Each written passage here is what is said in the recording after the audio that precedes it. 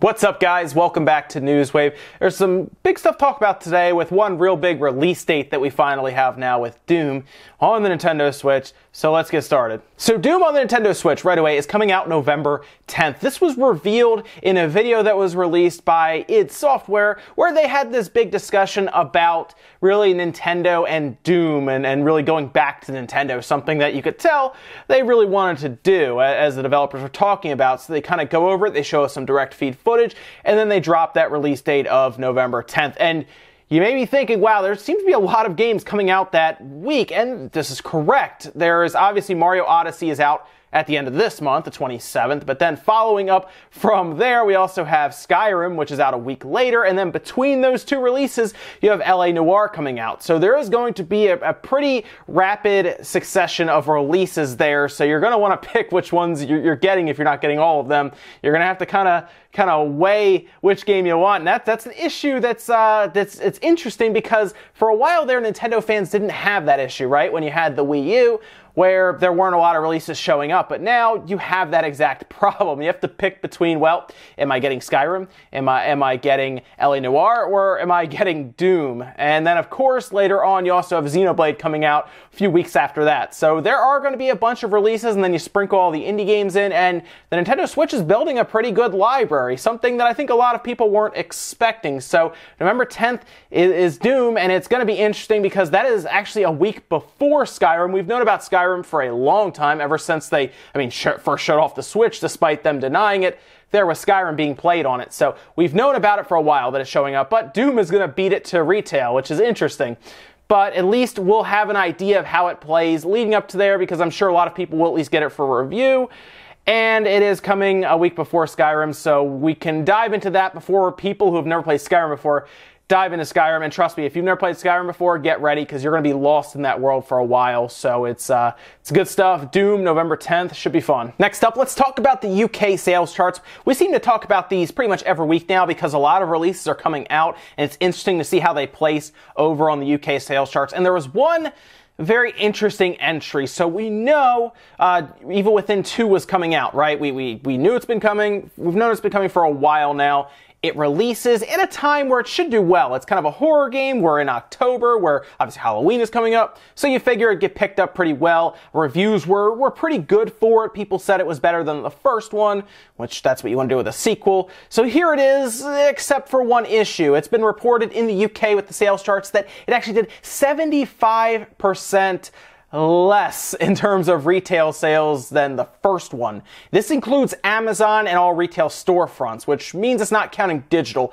I don't think digital is going to offset 75% less. Destiny 2 may have gotten away with it because it's an online-only game. I feel like there are a lot of people who just bought it digitally, and that was it. Not so much in this single-player type game, but let's look at the charts here. So number one is still FIFA 18. Probably not surprising to anyone at this point. FIFA is going to really keep that region for a while now, since it's very, very popular there. Middle-earth Shadow of War, number two. According to a lot of sources who deal with a lot of these charts, there is a massive distance between Middle-earth and Evil Within 2. There's a large gap there in terms of sale numbers. Evil Within 2 is number 3, Forza 7 number 4, Horizon 3 5, Destiny 2, GTA 5 of course, because it's always on these charts, why not? Crash Bandicoot Lego Worlds, and then the Lego Ninjago movie. So this is very odd as to why Evil Within 2 did worse than the first one, despite, according to a lot of people, being better.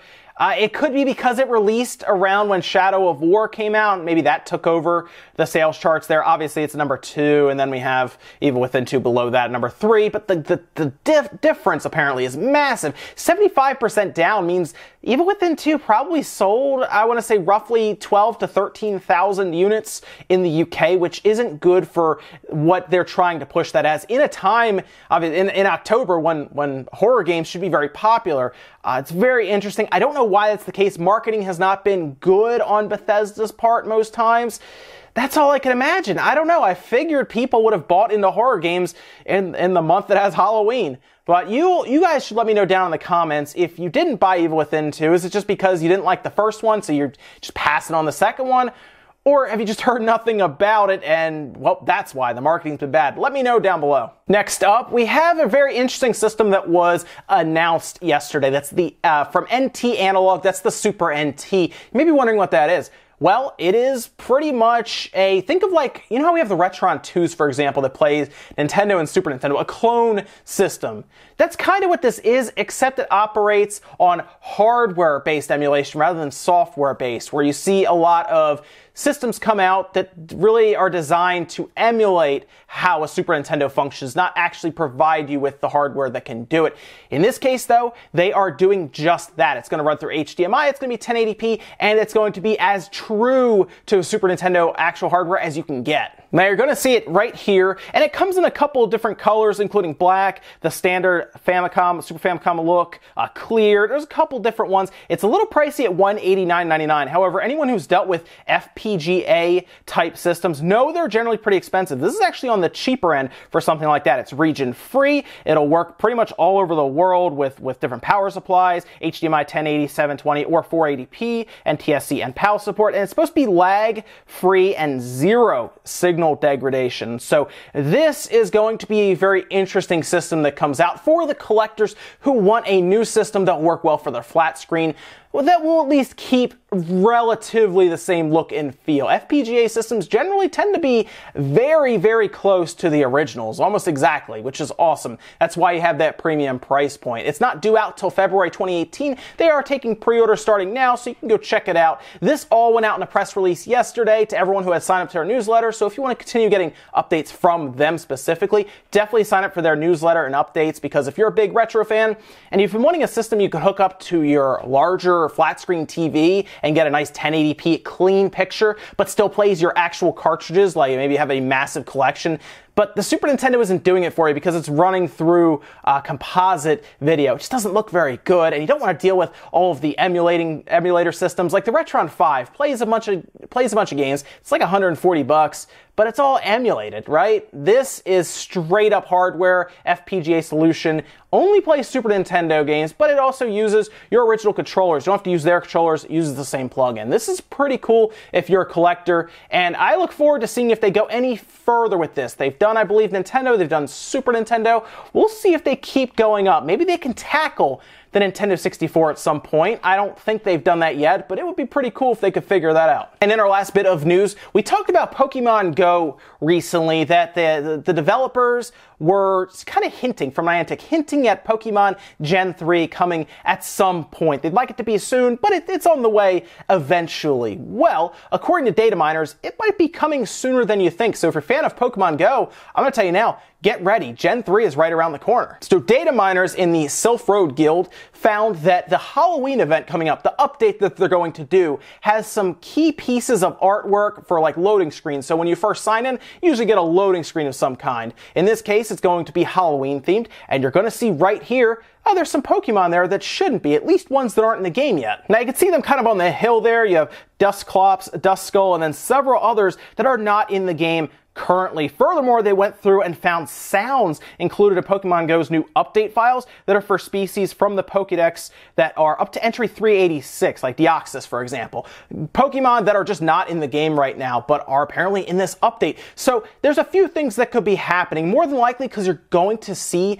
that load screen, more than likely they're going to be there. But here's the thing, they also a lot of times will do these little updates that people won't realize, and they start planting information on your phone or in the game slowly over time. So the last update that then basically flips everything and turns it all on, flips the switch, isn't massive. It's a smaller one. They do this a lot. They do this updates for games, cell phone games in particular. They have done this quite a bit recently, where they will just slowly update files here and there and plant them on really in the game files. That way you don't have to download hundreds and hundreds of megabytes to fill out all of the game files. But this could also mean that, well, come Halloween event, you get all these new Pokemon, which is pretty cool. I said it before, they're so fortunate to have all these Pokemon that they can pick from and just put in the game and continuously update it, because that's what people want. They want more Pokemon to go out and catch. That's the whole point of the game. Very fortunate that they themselves don't have to make up Pokemon. They just need to take Pokemon from, I don't know, any of the generations,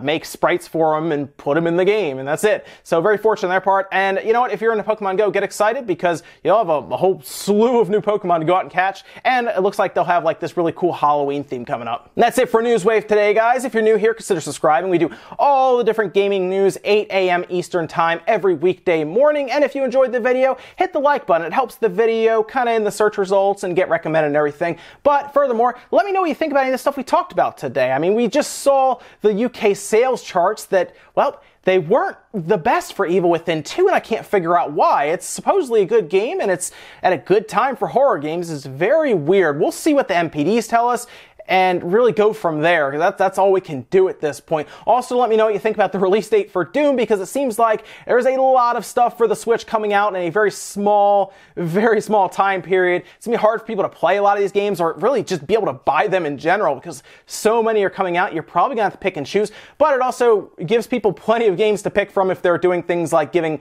gifts at Christmas time. There's plenty to pick from for the Switch at this point. Thanks guys for watching, and I'll see you next time.